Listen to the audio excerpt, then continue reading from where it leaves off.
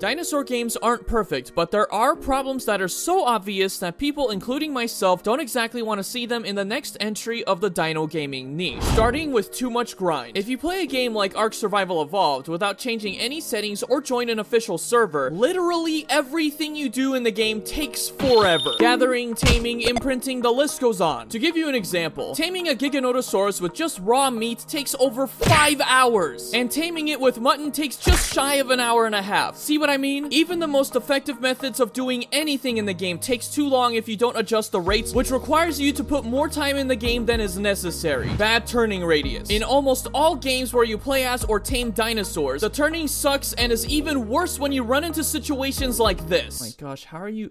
This is, I can't, I'm gonna fall off. Maybe, okay. Doing that helps. As you saw, having to make U-turns every single time you need to turn around makes dinosaurs feel more like vehicles, which can be immersion breaking. A better idea would be to add mechanics that allow you to turn in place or pivot at the very least. Quantity over quality. Games like Ark have been notorious for adding more content than optimization. As someone who's played the game for 5,000 hours, the game has been a love-hate relationship for the most part. The game kept crashing on me at the worst times, and the FPS would fluctuate despite having a really good PC. This is mostly due to the Unreal Engine 4 and the issues it had when Wildcard first made the game. But Ark to this day still has issues that the devs, for whatever reason, won't bother fixing. So for the next dinosaur game, the focus should be on optimization first, then adding more content. Too much realism. Many dinosaur games these days are trying to be more realistic. One of the reasons is they want to replicate how dinosaurs used to live back then. While that is a good idea in theory, some games have made realism boring and even have too much of it. Some examples include the Isle's Nest and maturation system, and nighttime being way too dark, even with night vision. So if the next dinosaur game is gonna have realistic mechanics, it should only have enough to make the game immersive without making it tedious and less interesting. Early access lasting too long. Now, I'm not saying dinosaur games shouldn't use early access. Some need it to fund a game and see it to completion. So as long as the game is in that phase for 2 to 3 years, maybe even 4. Unfortunately, most games have been in early access for too long, and some are still in that phase. The Isle, for example, released in early access on December 1st, 2015. For some reason, it's still in early access to this day in 2022. That's 7 years of the game being unfinished. Most games would already be done by the 3-year mark, and because of this, I worry for the next dinosaur game and sincerely hope it doesn't stay in early access for too long like the Isle. I think most of us can agree that we don't want these things to be in the next dinosaur game. So instead of leaving you on a bad note, I made a video on what we do want to see in the next dinosaur game, and I'm sure you'll relate to wanting the things listed.